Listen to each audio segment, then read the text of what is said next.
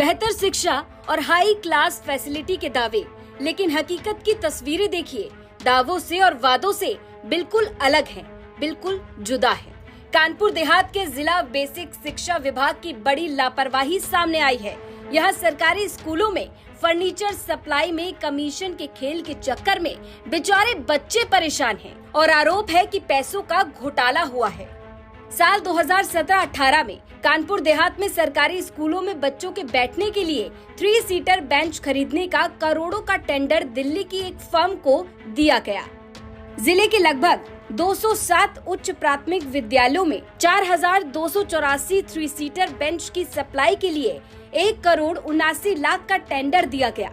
Furniture supply के बाद जब जांच करवाई गई तो जांच में मानक सही नहीं पाए गए, लेकिन उसके बाद भी उसे रोका नहीं गया और अब हालत देखिए, फर्नीचर टूट गया है और बच्चे टूटे हुए फर्नीचर पर पढ़ने के लिए मजबूर हैं। लगभग एक तिहाई लगभग टूट चुका है, उपयोग में नहीं है। बाकी फर्नीचर है उसकी भी हालत जर्जर है। अच्छा, इससे पहले जांच हो चुकी है क्या फर्नीचरों की, जो बताया गया था मानक के हिसाब से नहीं है? जी, जांच हुई थी। हमारे यहाँ विकास खंड मलासा से पंचायत से वीडियो पंचायत आए हुए थे, जिन्होंने जांच की और जांच के दौरान कुछ फर्नीचर में कमियां।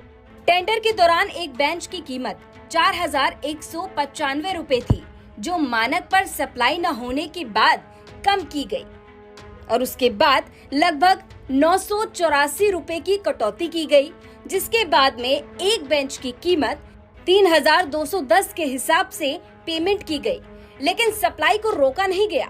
मानक था, उसके मानक के अनुसार न होने के कारण जब इसमें बेसिक शिक्षा अधिकारी महोदय के अनुसार जो आदेश दिया गया, उसको तौल कराने के बाद जो मानक जो हमें इसमें जो इसकी राड और जो फर्नीचर की जो भार था धातु का, उसके हिसाब से जो मुझे 3231 रुपया 10 पैसे के हिसाब से जो फिर बताया गया 35 सेट का, उसकी चेक मैंने 1,12,360 रुपया 85 पैसे की धनराशि 27/12/2021 को कार्यालय में उपलब्ध करा दी गई मेरे द्वारा।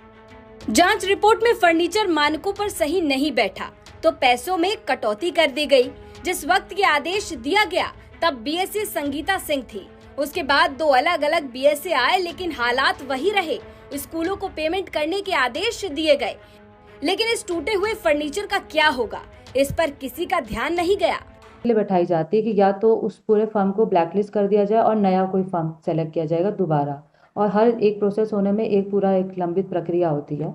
तो इसलिए जांच बैठाई गई, क्योंकि बहुत ज़्यादा उसमें मेजर बहुत मानक की कमी थी, कुछ मानक की कमी थी। इसलिए कमेटी ने ये डिसीजन लेते हुए हर विद्यालय से जो है मानक के हिसाब से कटौती करते हुए फिर बाकी का जो पेमेंट है, डीएम जो उस टाइम पे तत्कालीन थे, उनके जो अध्यक्षता में ये डिसीजन लिया गया। तो अभी कोई शासन का आदेश आया है क्या पेमेंट कराने के लिए?